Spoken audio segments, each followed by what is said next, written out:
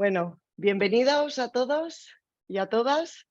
Gracias por estar aquí. Empezamos, bueno, seguimos con la edición de dentro de poco, eh, se me ha olvidado el título de la edición.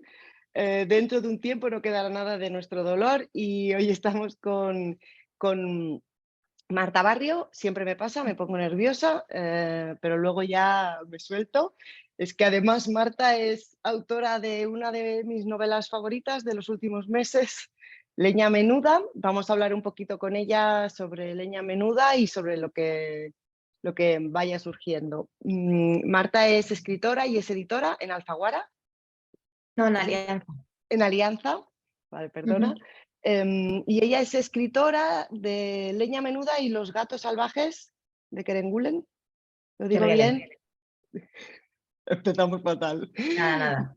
Y además, perdona, porque la primera no me la he leído, pero la segunda más de una vez y voy a centrar un poquito la conversación con Leña Menuda.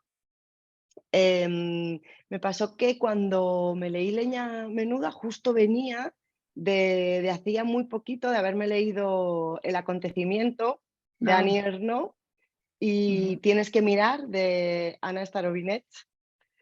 Y me sorprendió. Hice triplete. Hice triplete, tía, muy fuerte, sí, sí.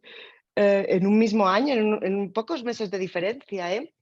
Y bueno, a mí Tienes que mirar me pareció muy, muy dura, muy, muy dura. Y hay algo que me gusta mucho de la tuya y que a pesar de que como en las otras dos se trata en concreto el aborto, me gusta mucho el final feliz de Leña Menuda, que me sabe mal decirlo así, pero es un poco un final victorioso, ¿no? Y Sí, sin pensé duda. que encajaba como perfectamente con la cicatriz, ¿no? Porque es al final, o yo me lo hice así para mí, como una herida.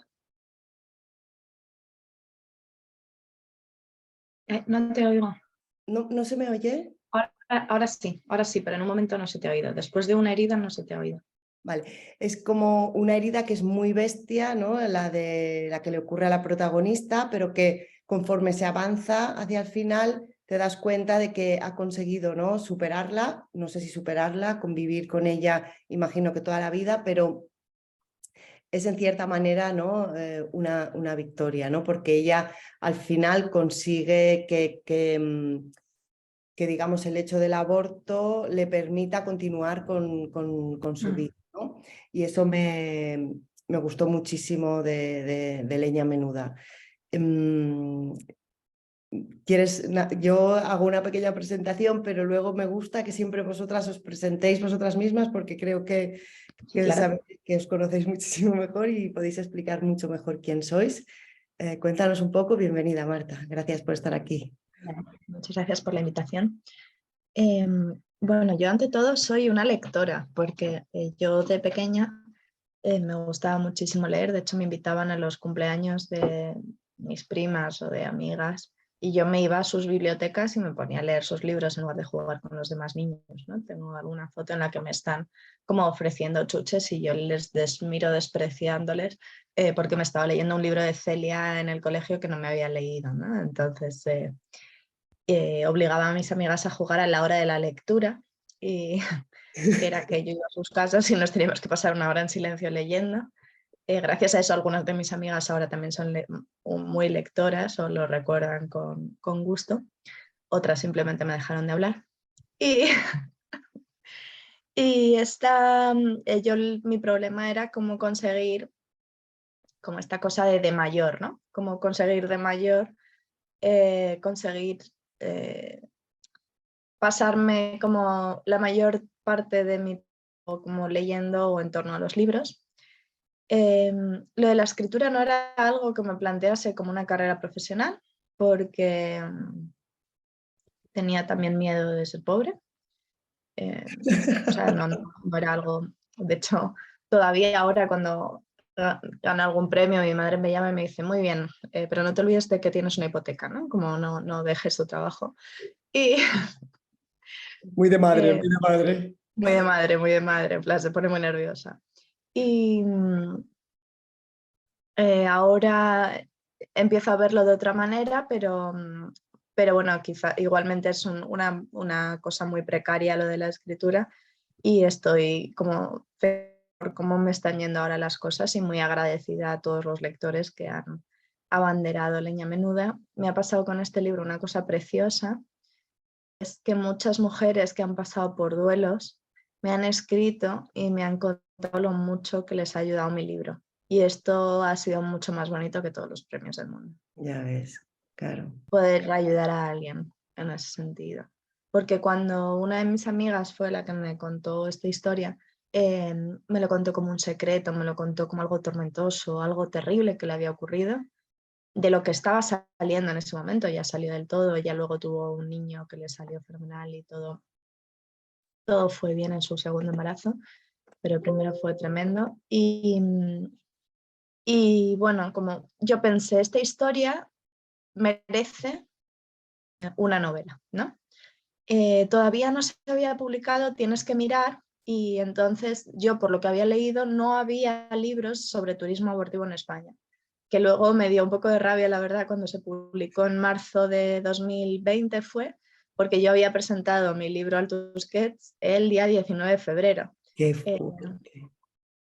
Entonces me lo compré corriendo e incluso cambié algunas cosas como para que no pensaran que lo había copiado.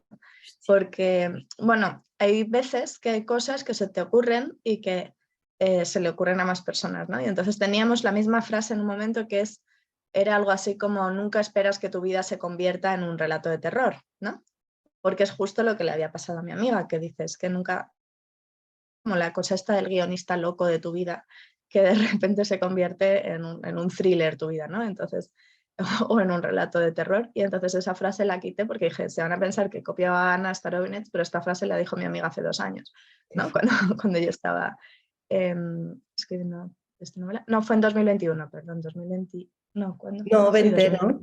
Lo has dicho no, bien, no, ¿no? ¿fue 2020? No, fue Espera, 2021. espera, la Cuando tengo. Sí, 2021. Fue 2021 porque en 2020 es cuando yo estaba escribiendo la novela y 2021 fue cuando me presenté al premio y esa novela salió en marzo del 21. Vale. Sí, tienes razón, marzo del 21. Marzo Confirmado. del 21. Pero bueno, me alegro porque luego la leí y dije, pues no se parece tanto, ¿no? Como No, hay puntos en común, pero luego hay mucha diferencia. Y quizás si esa novela ya hubiera estado publicada cuando mi amiga me contó esto, pues hubiera pensado, pues te recomiendo esta novela y ya está, ¿no? Entonces, por una parte, pues mira ya. Ya claro, sucedió eso. exacto, sí, ¿no? Al final son esas coincidencias por las emociones, ¿no? Y cómo son cosas humanas, ¿no? O sea, claro, es que al final estáis tratando el mismo tema y muy similar, porque ella también tiene que abortar en un estadio muy avanzado, Ana. Y bueno, es diferente porque en su caso en Rusia lo que te obligan es a abortar. O sea, es Exacto. verdad que es sin anestesia y en unas condiciones tremendas, pero el problema en el caso español era conseguir abortar en ese estadio tardío sin ningún apoyo, ¿no? Tanto médico como institucional. Sí, sí, sí. Oye, y antes de seguir hablando de la novela y de temas así vinculados a Leña Menuda, siempre hago una pregunta a todas las participantes, que es que nos compartas cuál es tu cicatriz, si es que te apetece.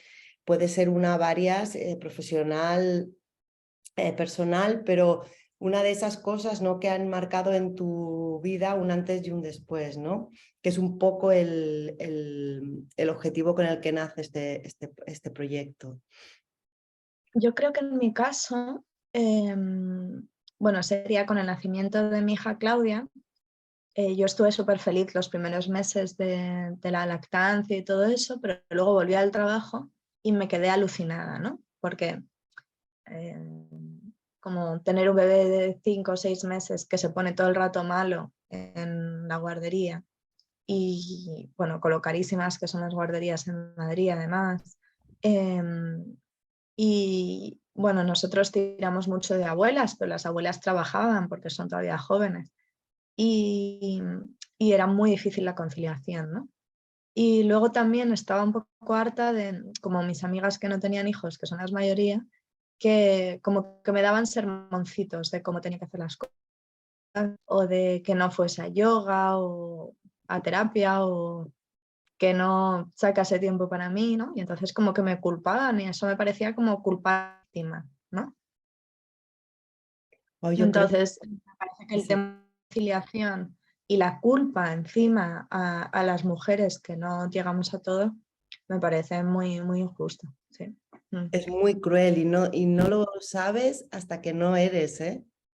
Hay muchas cosas que no Y eres. ahora lo pienso y digo, no sé cómo lo hice. O sea, hubo un mes, el mes de diciembre de 2018, que mi hija vomitaba todos los días a las 3 de la mañana y tenía fiebre todo el rato.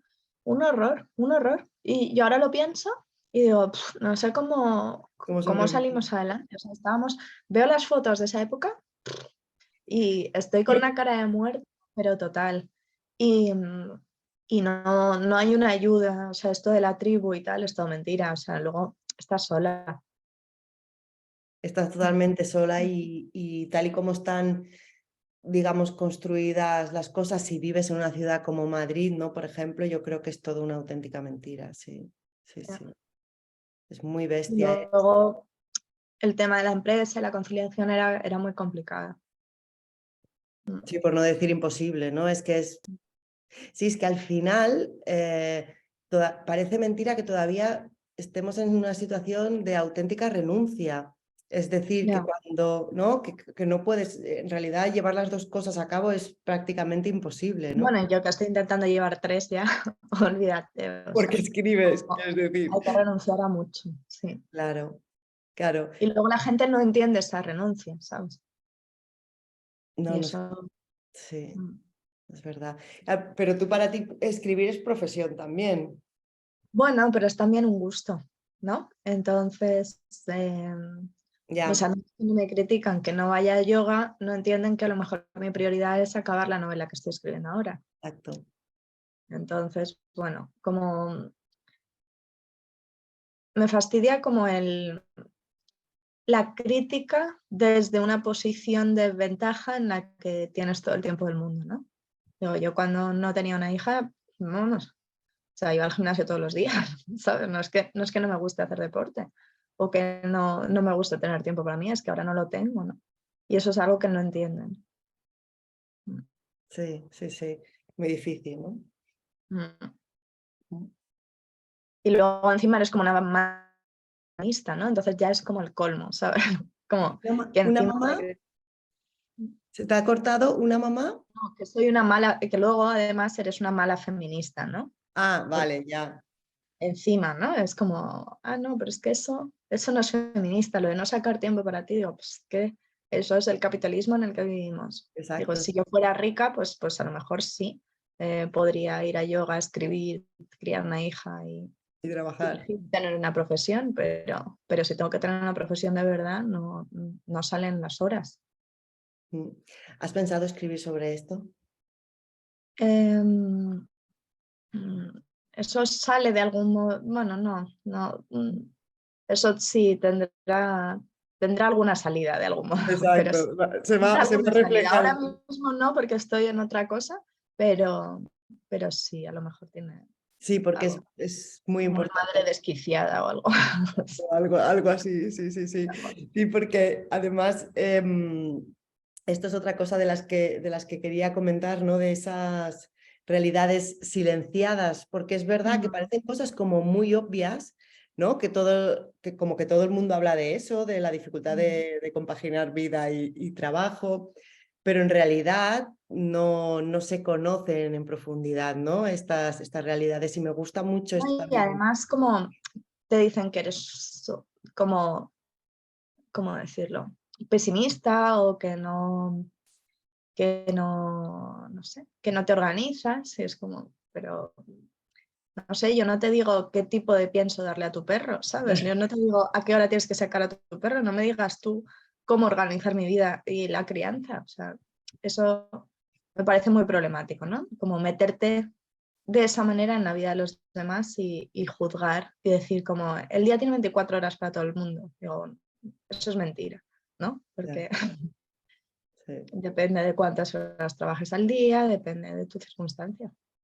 Y yo tengo mucha ayuda de las abuelas, pero igualmente me fastidia mucho cuando la gente se pone a opinar o a criticar sin haber pasado por ello, ¿no? Sí, y luego porque además yo también creo que hay algo biológico, no sé si es para todo el mundo igual, pero hay un vínculo muy fuerte también con este hijo, ¿no? Claro. O hija, que tampoco no es tan fácil desprenderse de eso, quiero decir, no es como ¿no? Y había pasado cambiar. con el destete, que me hacía un bullying todo el mundo que destetara a la niña y a mí no me daba la gana. Yo estaba encantada con la lactancia. Y fue Exacto. traumático el destete y lo hice un poco forzada, la verdad, ahora que lo pienso. Sí, sí, sí. Y probablemente es verdad que ahora que decimos esto, yo creo que con el mundo masculino no se juzga tanto, ¿verdad? O sea, Nada.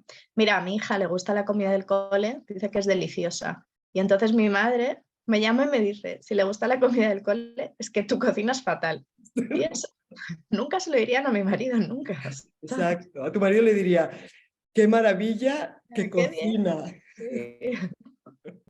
Entonces, bueno, Sí, es terrible, pero son bueno, cosas heredadas también, yo creo. Pero... claro, sí, sí, sí, son cosas heredadas y una vez leí de Vivian Gornick que decía que si estaba haciendo una entrevista, una periodista, se publicó, la última que se publicó en el País Semanal, creo, con motivo de la última de las lecturas, y le dijo la periodista, ¿estás satisfecha de lo que conseguisteis? Dice, solo que ya me estés tú entrevistando, para mí ya es un logro.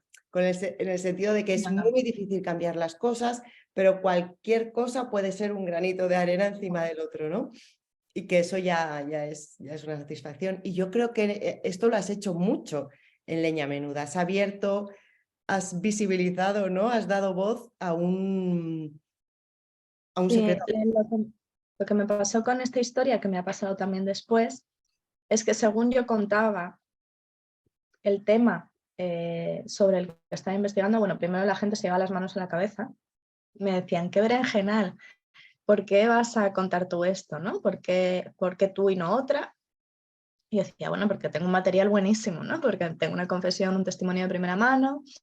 Además, hice una investigación fuerte que luego viene recogida en el libro, todos los documentos, todos los o sea, son verídicos, porque a veces la realidad supera la ficción, ¿no? Este momento en que te hacen una encuesta de satisfacción recién abortada, en plan, ¿recomendarías la clínica o trata el paciente? Entonces me parecía como tan de broma que lo tenía que incluir, ¿no? O lo de la psicóloga de la Seguridad Social, esto fue absolutamente verídico. A mi amiga le dijo, no, descárgate una app de mindfulness. Las 3 primeras meditaciones son gratuitas y luego solo te valen 3,99. Y es como, Gracias. este es como el apoyo que se le da. O sea, no sé, me parece fatal. De terror, esto sí que es de terror. Una patada en el culo, en plan, venga, pues ahora búscate tú la vida, ¿no? Como la app de mindfulness y llórale a tu marido, le dijeron a mi amiga. Y eso me pareció como casi de lo más cruel, ¿no? Esta cosa además del mindfulness que casi te pone a ti como sujeto culpable de todo lo que te pase, porque es como que si estás mal es porque no te has relajado bien, ¿no? No porque hay una situación, unas circunstancias opresoras, sino porque tú lo haces mal y no sabes relajarte, ¿no? Gestionas mal el estrés, es como vete a la mierda, ¿no? Sí, Igual sí. hay demasiado estrés. Entonces, bueno, había como cosas que me parecía como que merecían ser contadas y ese era el propósito de la novela. Ahora estoy pensando que no sabemos si los que nos están escuchando saben de qué va la novela. Supongo que sí, lo pueden googlear, pero sí, le hacemos un pequeño resumen para que se sitúen. Claro. Fue una noche de Reyes que una de mis amigas me contó la siguiente historia, y es que ella, embarazada de 30 semanas, le diagnosticaron una malformación en el feto y le dijeron que era, vamos, que iba a tener problemas el feto cuando naciera si es que sobrevivía al parto, y problemas médicos muy graves y que en España no podía abortar y entonces le dieron la dirección de una clínica de Bruselas a donde se fue para abortar en la semana ya 31 porque tienes una semana de espera entre cosa y otra. Y luego la novela relata la vuelta, el regreso a casa y el proceso de sanación que ella emprendió posteriormente.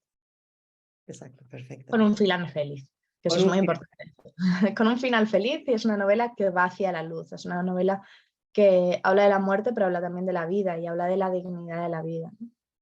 Sí, Un tema muy exactamente. importante. Y eso también es muy bonito en la novela, que empieza como con una historia, bueno, muy bonito y duro al mismo tiempo, pero con una historia muy bonita de esperanza, ¿no? Que estás esperando a un bebé y de repente, ¿no? Eso se convierte verdaderamente en un relato de terror, ¿no? Pero que luego vuelves a remontar Claro, es con... una esperanza frustrada, es una esperanza truncada totalmente. Totalmente, sí. Y al final, el final es muy bonito también. A mí me gusta mucho en esa, no lo voy a contar, pero en una casa, ¿no? Con unos vínculos sentimentales y cómo es el rescate del manuscrito por parte de él, me gusta mucho. Además, es una cosa que es mínima, pero a mí me hizo muchísima ilusión cuando me encontré el título dentro, ¿no? Yo solo lo encontré una vez, no sé, sí, o sea, ¿no? Solo lo dices una vez. Creo que Pero sí, sí, sí. ¿no? Me gustó, Sí, fue debe súper... ser un juego de pistas para el lector, la novela, porque, bueno, cuando me contaron esta historia yo pensé, uy, esto no lo he leído, y luego pensé, bueno, sí, Lorca ya lo había entendido todo, ¿no? Entonces también hay como un guiño a la historia de la literatura, por una parte, con una fuerte presencia de Frankenstein, como una reflexión en torno al monstruo también, ¿no? A nuestros miedos, el miedo de alumbrar un monstruo, qué es el monstruo, cómo se concibe el monstruo en la sociedad, también sale Quasimodo, ¿no? Yo no conocía la Luego, historia de Mary Shelley y me gustó mucho conocerla, porque eso está muy guay también de la novela, todas esas referencias que vas dando. y bueno, a Mary Shelley le decían una cosa que luego ella puso en el prólogo, cuando ya lo pudo firmar con su nombre, porque antes no lo firmaba con su nombre, lo firmó como anónimo porque temía que le quitasen la custodia a sus hijos, ¿no? Lo cual es un detalle fantástico. Pues ella le decían, ¿cómo una jovencita como tú ha podido pensar una historia tan tremenda, ¿no?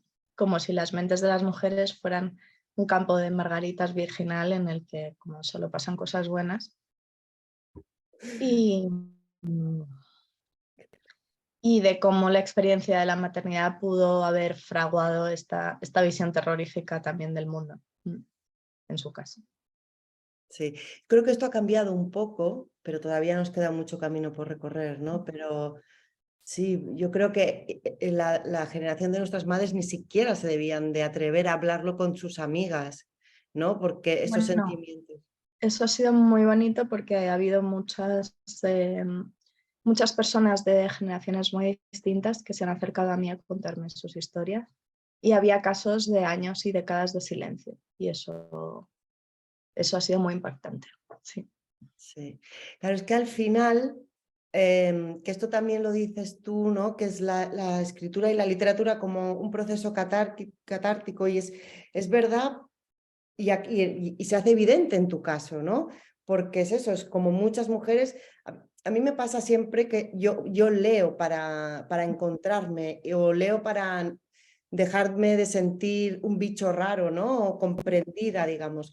Pero claro, imagínate, ¿no? O sea, me puedo imaginar en el caso de una mujer que ha pasado por lo mismo, Claro. verse reflejada ahí, ¿no? Mm.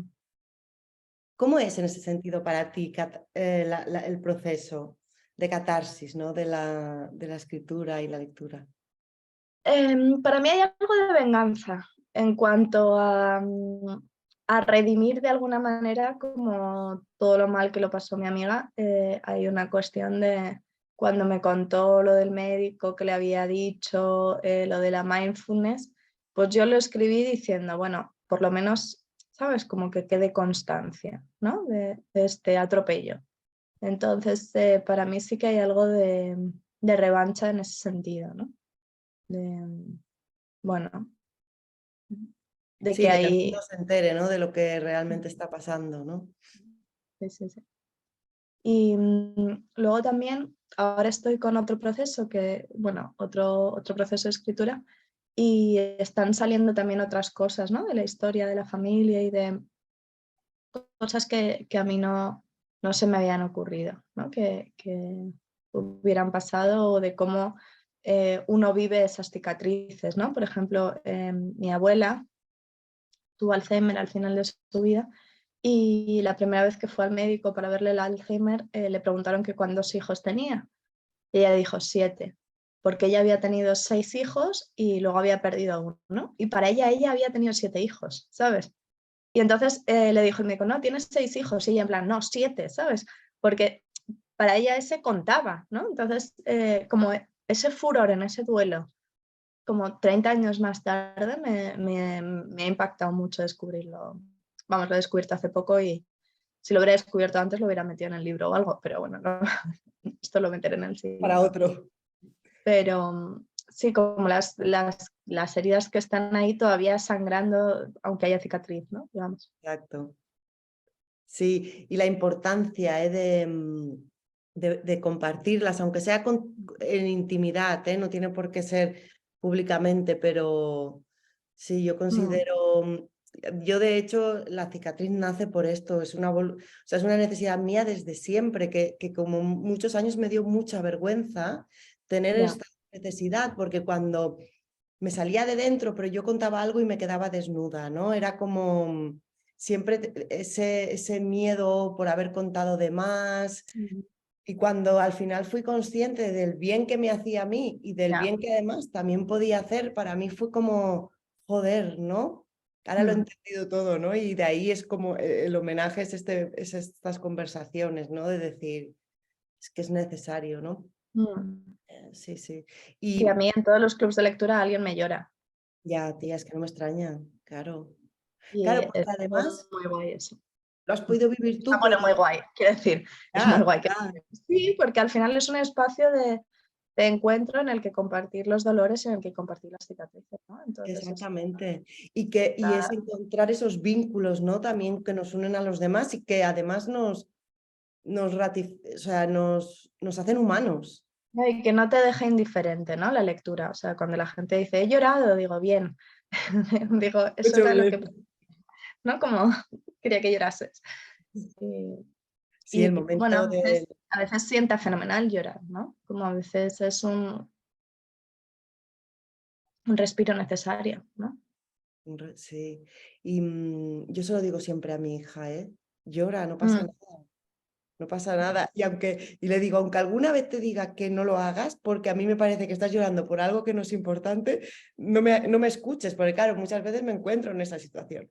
Pero es verdad, y a mí siempre nos lo habían dicho, ¿no? Y en este sentido los hombres, ¿no? Yo pienso mucho en ellos, que no lloran. ya.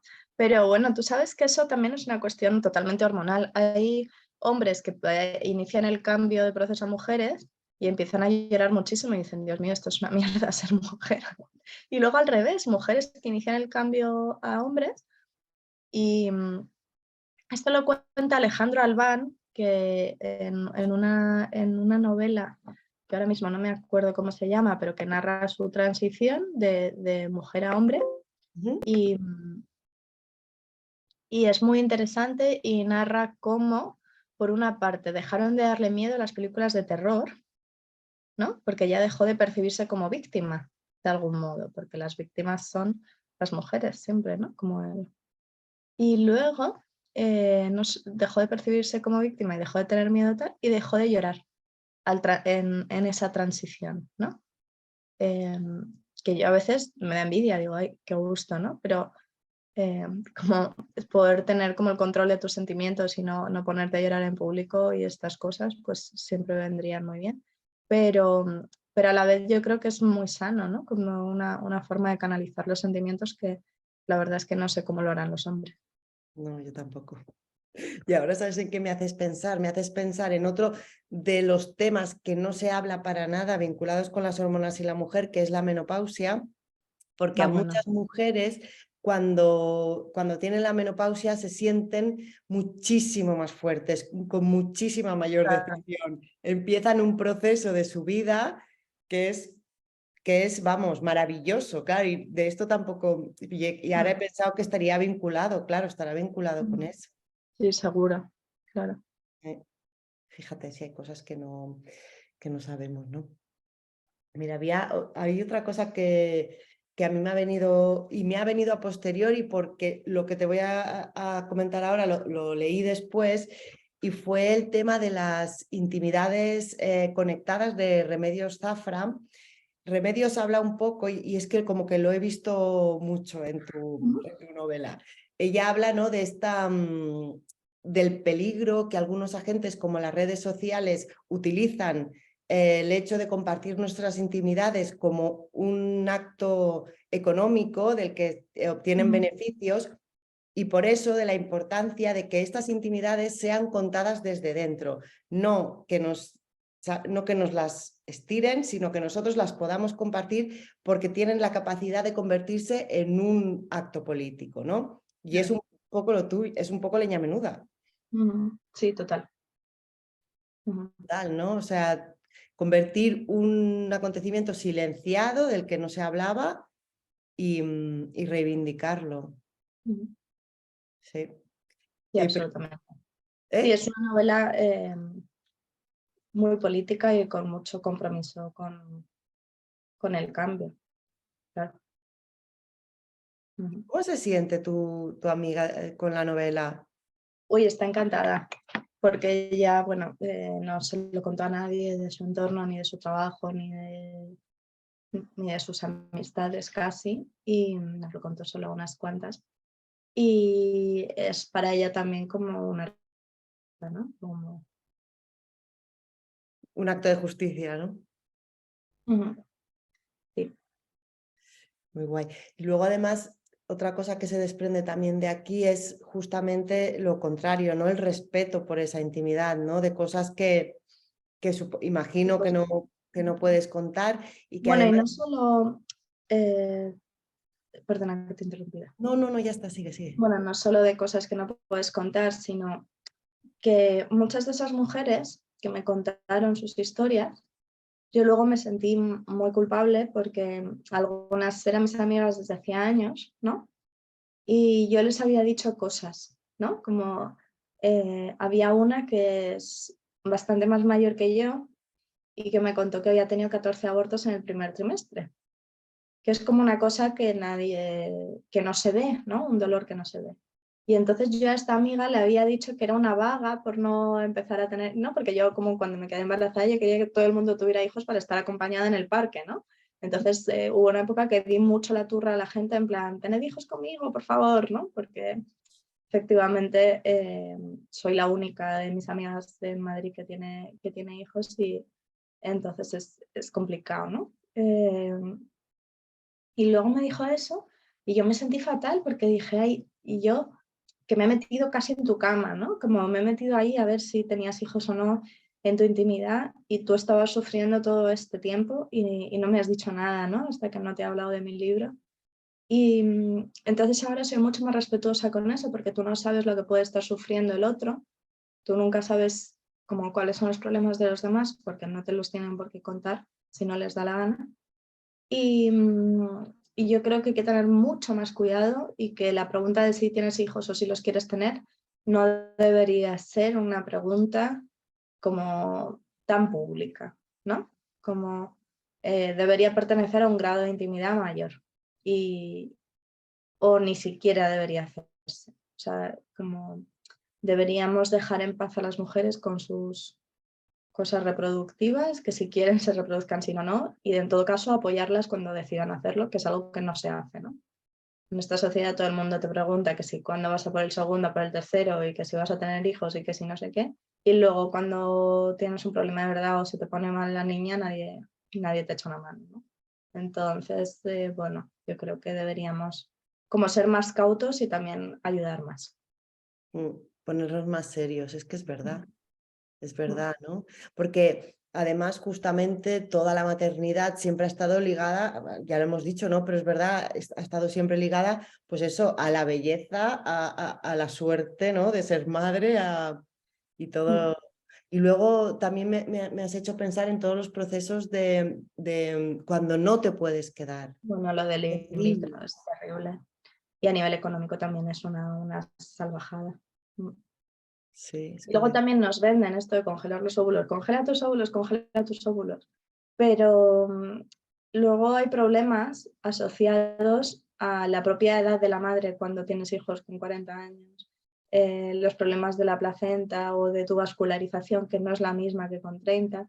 Entonces se nos vende de algún modo que podemos congelar los óvulos y poder tener hijos siempre, y eso no es del todo cierto. Fíjate, aquí volvemos otra vez a ese mensaje terrible, ¿no? De si quieres puedes, ¿no? Parece que Sí. todo está en nuestras manos, Si ¿no? quieres puedes, pero es como, bueno, pero es que a lo mejor no agarra o a lo mejor luego no vascularizas bien ni por una cuestión además de edad, ¿no? Y se te va toda la porra igualmente. Entonces, no sé.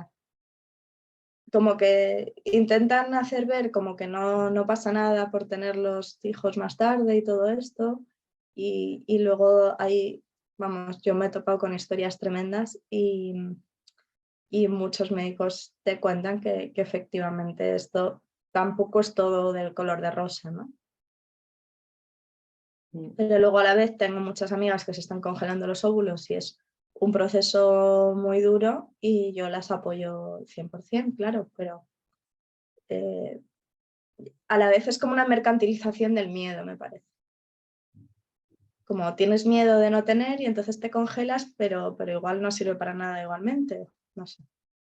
Ya. Sí, o sí, como sigue siendo una solución mercantilista, sí, está claro. Porque hay muchos pasos antes, ¿no? Para conseguir que la mujer no llegue, si quiere, no tenga los hijos tan tarde, por ejemplo. Si Bueno, quiere. y también como la cuestión de las ayudas sociales y toda esta cosa, ¿no? Como que, Exacto, porque es verdad que está muy... no sé, no me parece casualidad que este sea uno de los países con la natalidad más baja del mundo. No lo es. Sí, tenemos un horario laboral que es como de broma, todo, en fin. Sí, yo viví en Holanda y la media baja un Claro. montón. Es que Y es vuelven a más ser fácil. madres a los 30 o así, ¿no? Y es como más fácil. Es muchísimo más fácil, sí.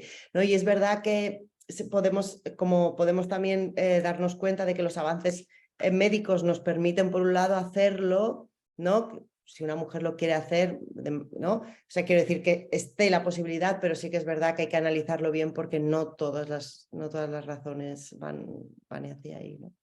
Y bueno, yo creo que es un fracaso como sociedad de no haber podido como poner la vida en el centro y de que la conciliación sea tan horrible y de que seamos uno de los países de Europa con una jornada laboral o unos horarios más largos y luego una calidad de vida en cuanto a la vida familiar y la vida personal y el tiempo que tienes después de la oficina menos agradecidos, ¿no?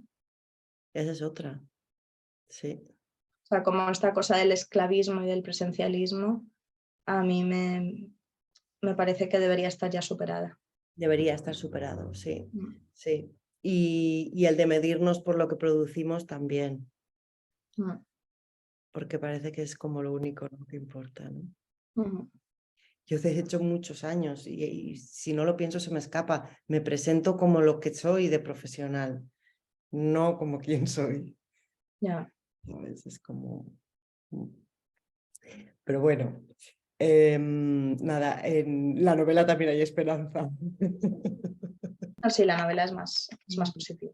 La novela es más positiva, sí. Sí, y además otra cosa muy bonita es la fortaleza, ¿no? De las mujeres, como a pesar de la violencia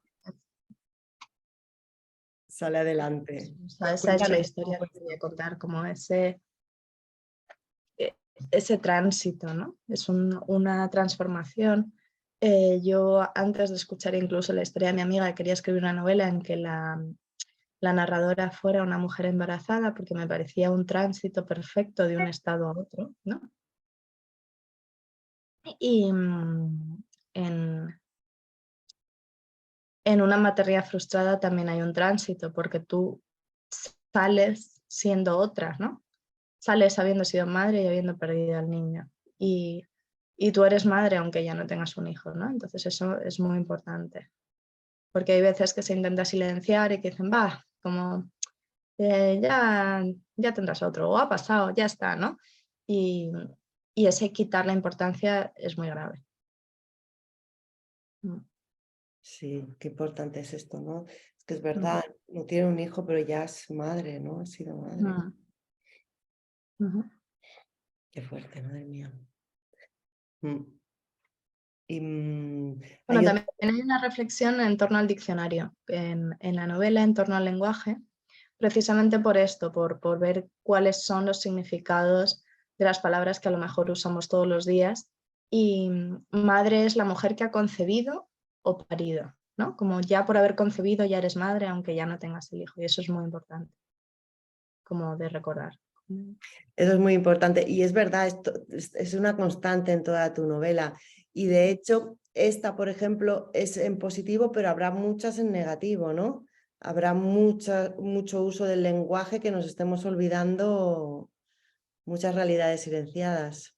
Y bueno, también una de las acepciones de madre era alcantarilla, que me parecía bastante genial, ¿no? Como la madre es aquello donde tiras todo todo, como todo lo sucio, ¿no? Que lo tiras ahí o como a veces tratamos fatal a quienes más nos quieren y esta cuestión de mirar detrás de las palabras para ver qué hay y una búsqueda también de poner como la palabra exacta en cada momento. Poner nombre, ¿no? Poner nombre. Eso me gusta mucho, sí, me gusta mucho de tu novela y además es que tú también lo has dicho en alguna ocasión que te lo he oído decir como un árbol de muchas ramas, ¿no? Y es que está esta de la... Y es que iban saliendo, ¿no? Y mi problema era cortar para que fuera medido, ¿no? Para que las digresiones fueran medidas, pero también me parecía muy importante el vocabulario de la maternidad porque es una cosa que tú descubres, ¿no? Son todo un campo semántico de cosas bonitas y cosas horribles que tú descubres en ese momento, ¿no? Entonces yo en mi embarazo de mi hija Claudia tenía un montón de aplicaciones y entonces estaba obsesionada y les mandaba como capturas de pantalla a la gente todo el rato, como de palabras nuevas o cosas que iba descubriendo, ¿no? Y había unas preciosas y otras horribles, ¿no? Entre las bonitas estaba la palabra lanugo, por ejemplo, que es como una, como, como una especie de pelo muy fino, ¿no? Como un vello muy fino que recubre al recién nacido a Ah, veces. sí, Es sí. como si fuera un osito, ¿no? que nace, ¿no? Como esta cosa animal.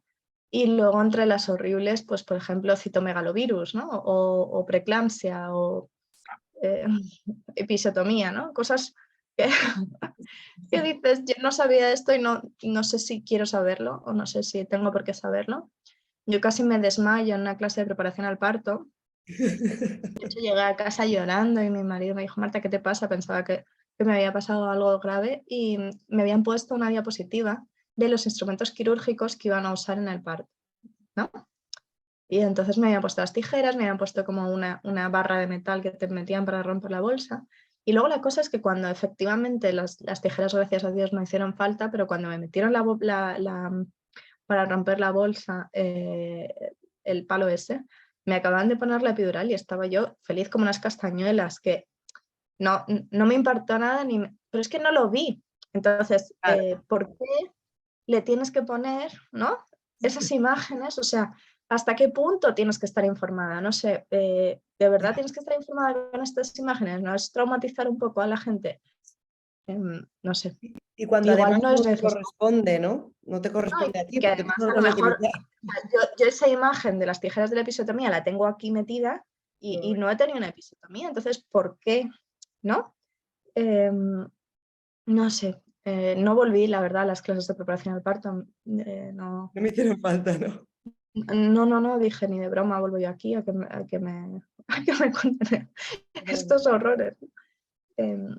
Ahora, Entonces, bueno, como esta cuestión de la empatía, que creo que es algo que tienen que trabajar todavía mucho la sanidad, y la empatía con las madres, la empatía y la violencia obstétrica también es un tema que hay que trabajar más. muchísimo. A todos los niveles, ¿eh? A todos los Mm. niveles, no solo con las mujeres. Sí, sí, es verdad, les falta empatía, ¿no? Yo muchas veces he pensado que, También hay que decir que estando como están, claro, por lo menos en Madrid, exacto, es muy difícil si tienes 5 minutos por paciente como hacer ese tratamiento, pero no sé, hay cosas como un poco básicas. Hay veces como que la gente que tiene unos tratamientos in vitro están al lado de las embarazadas, ¿no? Y entonces igual tenía que haber otro pasillo, claro. ¿sabes?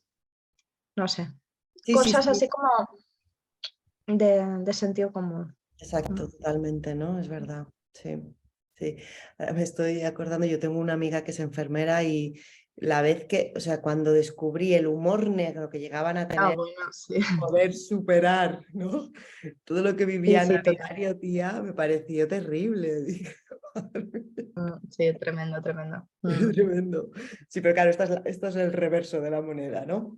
Mm. Digamos, pero sí, sí, sí, es necesario muchísima más empatía, es verdad. Sí, sí, sí, sí. Mm, Hay empatía en tu novela, eso sí, ¿no? Hombre, eso es lo que intento, pero Sí, pero tiene que ser muy difícil cuando en realidad tú no lo has vivido. Yo creo que tu amiga no al final no te debía coger el teléfono y llamar. bueno, tuvo ahí también sus sesiones de terapia gratuita, así que También tienes razón. sí. Claro, porque es muy difícil contar en auto. A ver, claro, porque tú después te has esforzado mucho en explicarlo y todos sabemos la historia que viene de una amiga y tal. Pero claro, yo cuando me la leí no lo sabía. Yo me pensé, o sea, yo la leí como una novela de autoficción, totalmente. Hay muchos miedos propios y cosas, quiero decir. Yo todas las pesadillas y todo esto del embarazo, esa parte es mía total, ¿no? Como, pero luego también lo he hablado con amigas y me dicen, uy, es que yo pensaba lo mismo, ¿no? Entonces yo creo que hay miedos universales antes que están ahí y que todas compartimos en ciertos momentos de la vida. Mm, Exacto. Mm. Claro, y eso es lo que quieres decir que te ha permitido como poder, ¿no? Y yo Bajar. creo que si no hubiera sido madre no hubiera podido escribir esta novela, porque no hubiera entendido los procesos. Claro, vale. Mm. Sí, esto ahora ya no hace falta seguir porque nos iríamos por el tema de la autoficción, pero es verdad, hay mucha, claro, y también linkándolo con lo que decíamos de la intimidad, ¿no? Muchos autores o autoras tampoco no acaban reconociendo que lo han vivido o no, y tampoco al final no hace falta, ¿no? Mm. Pero sí que yo muchas veces pienso, y lo he hablado con más personas, eso de, "Ostras, tal y como lo estás explicando, no puede ser que no lo hayas vivido, ¿sabes? Es como... Creo que el hecho de vivirlo en las propias carnes es, bueno, yo tengo como, también he de decirte, una predilección casi enfermiza con la autoficción, Ah, sí. porque sí, porque yo creo que voy a la literatura para eso, ¿no? Eso que decía, ¿no? Para encontrarme y que sea para la, no sé, no sé, sí, es como, Ya, ya, ya. Sí. ¿sabes? Esa experiencia Bueno, yo creo que personal. eso también se puede encontrar en la tercera persona, pero en este caso quise que fuera una primera persona porque quería también hacer el concepto del falso diario, ¿no? Sí, sí. Yo, para mí a nivel personal me genera, o sea, me llega con más fuerza cuando es en primera persona, pero Mm. sí que es verdad que se puede conseguir en tercera, Mm. exactamente, sí, sí, sí, sí. Mira, un poquito para ir ya como cerrando, quería comentar otro aspecto de la novela que era como la fortaleza, ¿no? de las mujeres y la unión entre ellas, porque, y Mm. aquí también me viene Remedios, que últimamente con Remedios Zafra me la encuentro en todos sitios, entonces estoy No me enganchadísima a extraña, ella. sí, sí. Es genial, ¿verdad? Sí, sí, Mm. sí. Y ella, no recuerdo en qué podcast, bueno, es igual, ¿no? En una de las entrevistas explica por qué ella cree que, o sea, cómo el patriarcado ha conseguido, o sea, se ha esforzado en mostrar a la mujer como una arpía, que entre nosotras no hay comunión, que nos machacamos entre unas y otras, ¿no? Y que hasta nosotras hemos tomado esa, ahora ya no hablo de remedios, o sea, hasta tú Mm. misma te has creído, ¿no? Que es así, que no entre amigas, sino entre mujeres puede haber muchísima rivalidad, y conforme vas creciendo, creo que al final, o sea, demuestras que es totalmente lo contrario, ¿no? Y esto también está en Leña Menuda. Yo en mi caso, como he sido, bueno, mi jefa ha sido mi mentora toda la vida desde que empecé como becaria, y ha sido una de las personas que más me han apoyado y más han creído en mí, ¿no? Y es un apoyo que no he encontrado tanto en el sector masculino, y que en el sector femenino enseguida, pues un montón de autoras que a lo mejor habían solicitado la misma beca que yo, pero me la dan a mí y me felicitan, ¿no? Como esta cuestión de alegrarse por los logros ajenos es una... como leernos unas a otras y apoyarnos unas a otras frente a un mundo que había sido muy hostil con las mujeres hasta hace 2 días, como es el literario, porque si ves fotos de congresos o de festivales de hace no tanto, de hace 5 o 10 años, y cuentas las mujeres, las cuentas con los dedos de las manos. Y en cambio ahora está cambiando la cosa, ¿no? Sí, sí. De hecho, me han invitado a una cosa en Gran Canaria que no voy a poder ir por un tema de conciliación, y es una mujer la que organiza el festival, y le dije, si fuera online, contad conmigo, y me dijo, pues mira, vamos a hacerlo online por sororidad, ¿no? Como por sacar también a las mujeres de la cocina. Qué A bonito. veces es muy complicado poder encontrar tiempo y poder, bueno, como estar en un discurso y a la vez como estar en la crianza. Almudena Grandes decía siempre que ella estaba como escribiendo con una mano y cocinando con la otra, ¿no? Y es algo que creo que está en la vida de muchas creadoras. Muchísimas, sí. Y luego pues te encuentras con que las ayudas o las cosas que están destinadas a los creadores no contemplan esto, porque hay muchas residencias, por ejemplo, creativas que no admiten familias. Entonces ahí estás diciendo que quieres o una mujer que se comporte como un hombre, ¿no? O una mujer que haya renunciado a esa otra parte, ¿no? Y me parece bastante injusto. Muy injusto. O que esté previa a ese momento. Pero No, lo que es total, pero, o posterior, pero que no ayudar a las mujeres en ciertos momentos de sus vidas, o en la conciliación, ¿no? sí, y es que esto si fuera los hombres no sería. Claro. Mm. Pero bueno, aquí estamos, ¿no? Vamos a pensar como Vivian Gornick. No, pero esto es algo como que yo creo que debería replantearse, pero... Tal cual, ¿no? Y yo hago un poco de broma porque pues porque me sale así, porque si no me derrumbo, ¿no? Entonces siempre es como ese halo de esperanza, ¿no? Que No, nunca... pero es importante como señalarlo, ¿no? Como sí, efectivamente están mejorando las cosas, pero luego hay zonas de sombra, ¿no? Que no se tienen en cuenta. O que a lo mejor quienes piensan esas ayudas no piensan como en un ideal de artista bohemio, ermitaño, solo en el mundo, ¿no? No piensan en una madre trabajadora, no piensan en que haya otras circunstancias vitales, quizás. Y me parece súper importante que lo digas, sí, sí lo es. Sí. Y creo que vamos a ir dejándolo aquí, pero no sin antes hacerte unas preguntas que tengo de cierre. Venga, que las vale. hago, que las hago con todo el mundo, y luego daremos paso por si alguien quiere preguntar alguna cosa. Si queréis hablar, sois bienvenidos, ya lo sabéis, cortarnos lo que queráis. Mira, ¿cómo encuentras la calma cuando lo necesitas, ¿no? Cuando te encuentras en una situación de crisis o una mala época, ¿no? Un mal día, ¿cómo te redimes? Para mí la lectura es siempre la solución, y no hay nada que un buen libro no me pueda hacer olvidar, por lo menos por un ratito. Guau. ¿Es verdad que te castigaban sin leer? Sí, sí, sí, luego yo cogía otro libro y me lo leía, con una lamparita. Sí. ¿Compartes con nosotras un libro o puede ser una obra de arte, una película, una idea, algo que quieras compartir para ayudarnos a combatir esas heridas o seguir adelante, ¿no? Para que la vida triunfe. Em,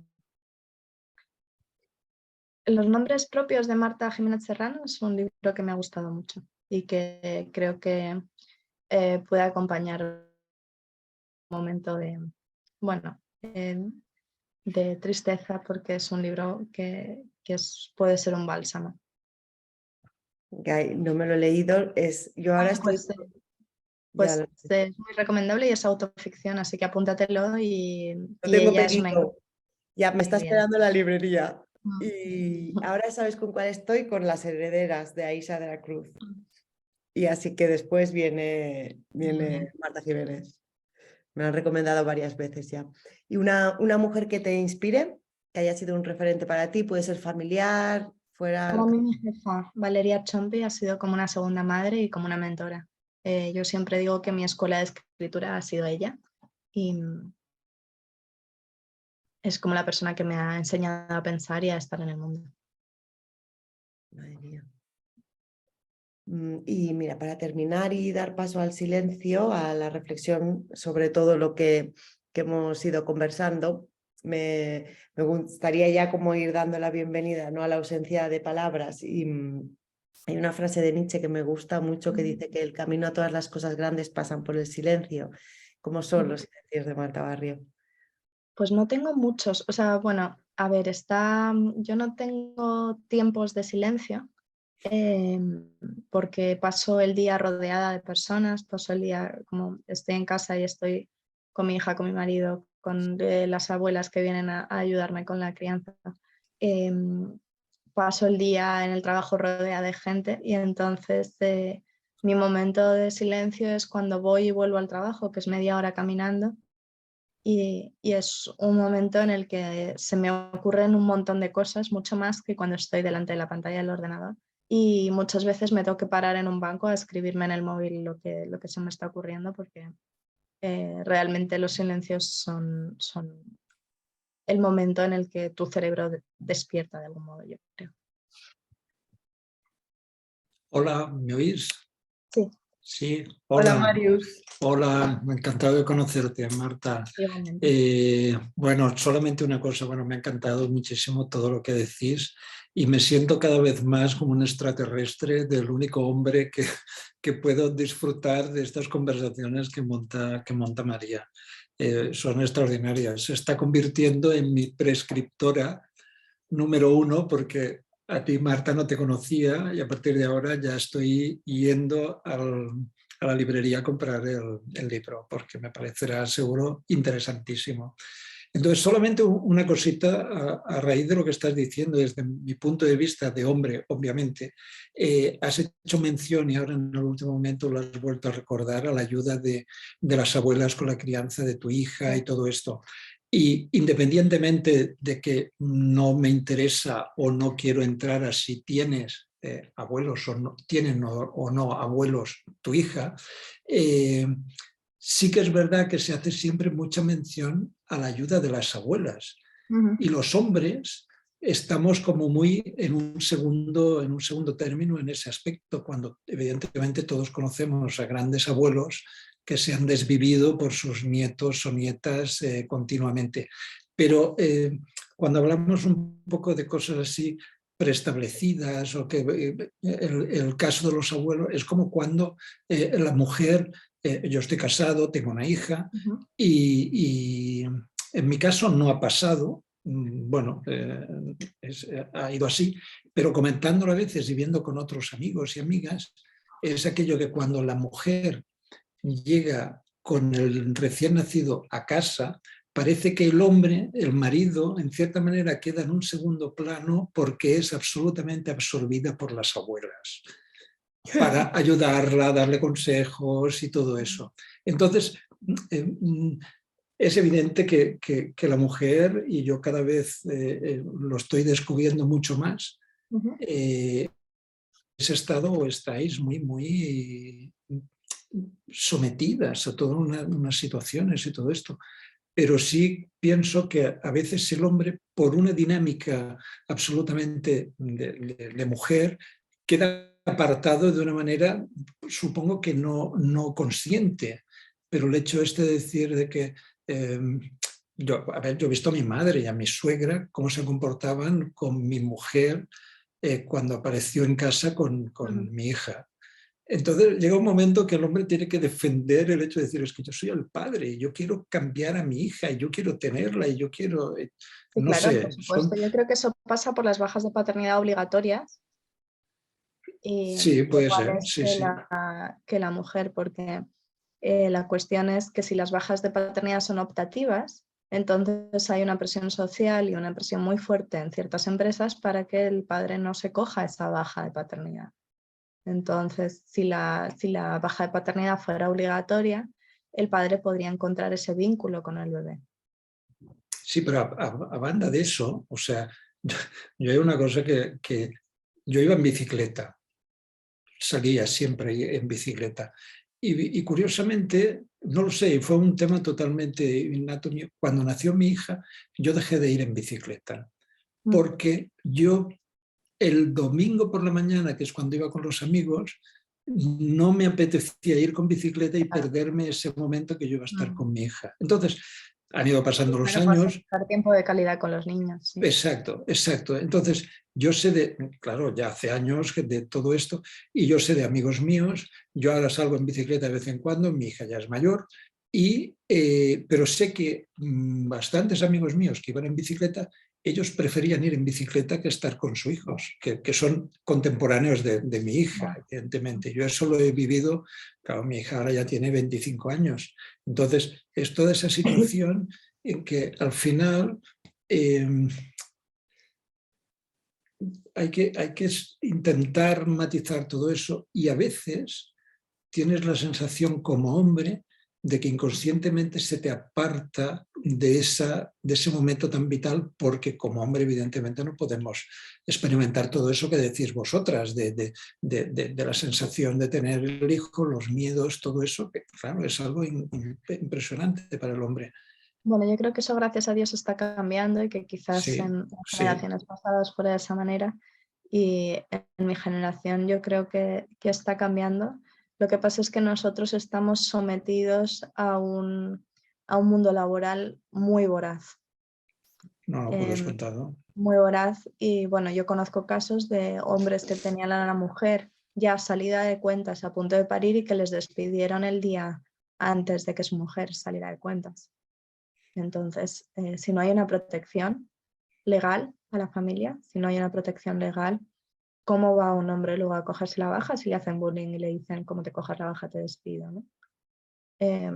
Entonces yo creo que tiene que pasar por otra parte también, tiene que pasar por los ministerios y tiene que pasar por otra parte. Sí, para que Está además claro. después pueda calar socialmente, ¿no? Porque Claro. luego también está esa parte de que muchos no se sienten cómodos exponiendo lo que acaba de decir Marius también, ¿no? No, por supuesto. Claro, supongo que es un Luchar tema también en ese espacio. Sí, por supuesto. claro, de educación de los padres. Pero también que el sistema lo permita, ¿no? Como que hay un bienestar también a ese nivel. Sí, pero bueno, podríamos estar más rato, pero es aquellos pequeños detalles en que yo he intentado, y ahora yo me voy a poner aquí como si fuera yo el más chulo del mundo, pero yo he intentado estar el máximo de momentos con mi hija y el trabajo, y ya te digo, dejé de ir en bicicleta porque pensé que los domingos yo tenía que estar con ella. Y bueno, no sé, son de aquellas situaciones que por generación, evidentemente, tú, Marta, eres mucho más joven y ya vas detectando que todo eso va cambiando.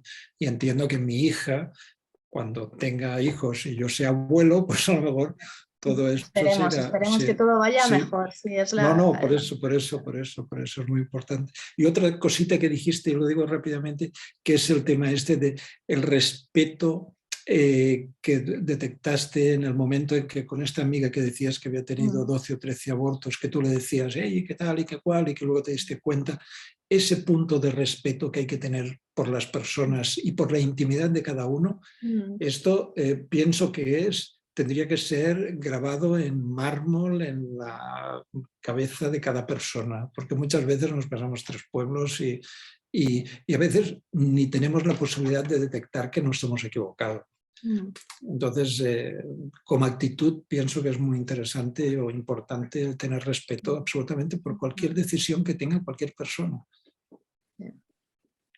Bueno, ya está. Y espero leer tu libro y a ver qué. Ya nos contarás, Màrius, sí. Seguro, seguro, seguro. Sí. Sí, es verdad, es muy, muy importante esto que decíamos del respeto. Es que, sí, no sé, iba a decir, no sé cómo puede, ¿no?, ponerse fin. Tampoco no creo que sea necesario buscar un fin, pero sí, o sea, es morderse la lengua muchas más veces. Morderse la lengua, sí, yo creo que hay que morderse más la lengua. Seguro. Y ayudar más, como más empatía y menos crítica. Exacto. Tal cual. Pues creo que es una buena reflexión para terminar. Paro de grabar y así nos podemos despedir. Bien, muchas gracias, Marta, por esta conversación. Un abrazo. Un abrazo.